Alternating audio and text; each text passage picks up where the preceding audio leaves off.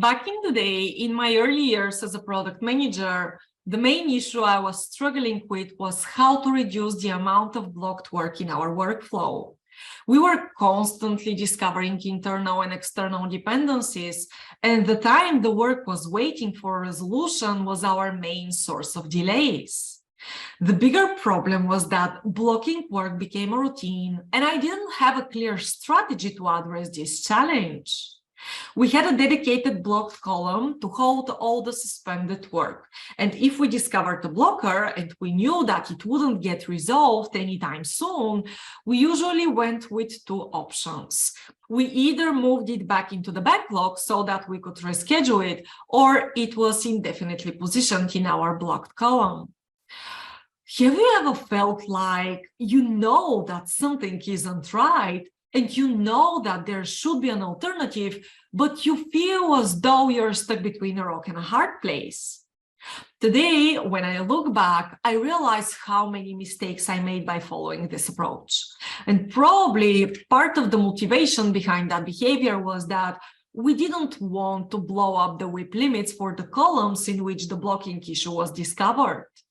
The truth is, we didn't need a blocked column altogether. Instead, what we should have done was keep the blocked item in the state it has occurred to emphasize the importance of the problem, and we should have done our best to resolve it right away. Using a dedicated parking lot within the process actually introduced three much more serious issues to the bigger picture. And the answer to this challenge is not to send work that has stalled out back to the backlog or put it into a blocked column. And it took us quite some time to realize what we were doing wrong. Number one, we were losing focus on delivering the work. The first issue this approach caused was that we encouraged everyone to feel comfortable with the idea that it's okay to start something and lose the motivation to finish it. Any blocked work item somehow felt like it was no longer our responsibility. This is the purest and worst form of waste that exists. Teams need to do their best to resolve the blockers in the workflow, and stakeholders need to be sure that if an idea is valuable enough to start, then it's valuable enough to finish. There are exceptions, but they should be exceptionally rare. Number two, we couldn't make accurate delivery commitments.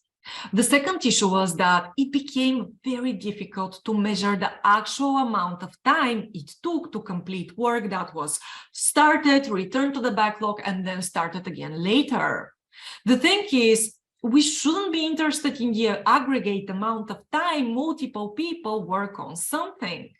What we want is to measure the amount of time the work takes from starting to finishing, the effort time plus the amount of delay that the work experiences. When you destabilize your ability to measure delivery times, you simultaneously destabilize your ability to make probabilistic forecasts. So you're stuck making commitments using intuition or gut feeling. And using intuition or gut feeling as a primary method of estimation rarely produces reliable results. And number three, we were killing the joy of work well done. The third issue is that rework is a moral killer for a team. Starting, pausing, restarting, stopping, then starting again. When a team who works hard at something realizes that their work won't see the light of day, the motivation and dedication levels go down. And when the motivation and dedication levels go down, the quality of the deliverables goes down as well. Rework, or work that is self-pending and eventually closed as won't do, is an engagement killer for anyone that puts their heart and soul into a job. And in fact, there was a fourth issue as well. The fourth issue was that our blocked column didn't have a WIP limit. An in-progress column without a WIP limit is a black hole. I would even go further. A Kanban board with columns without WIP limits is not a Kanban board. Perceive your workflow as a knowledge discovery process. I can't emphasize this enough. Your workflow should represent your knowledge discovery process. It should contain the activities that your team is performing to deliver customer value. Having a blocked column contradicts the nature of a workflow. It communicates that blocking work is a standard step in your delivery process. By discarding the blocked column and keeping the blocked cards in the column the blocker occurred, you are occupying WIP and therefore keeping the attention on the impediment that slows you down. It is better to allow the WIP to continue to be consumed so the team can focus on unblocking the issue. And that could even mean lending a person to a different team who is responsible for solving the problem. And if you're in situations like this all the time, it's worth considering refusing to start any new work if there is a reasonably high chance that it will be blocked midstream for a long period of time.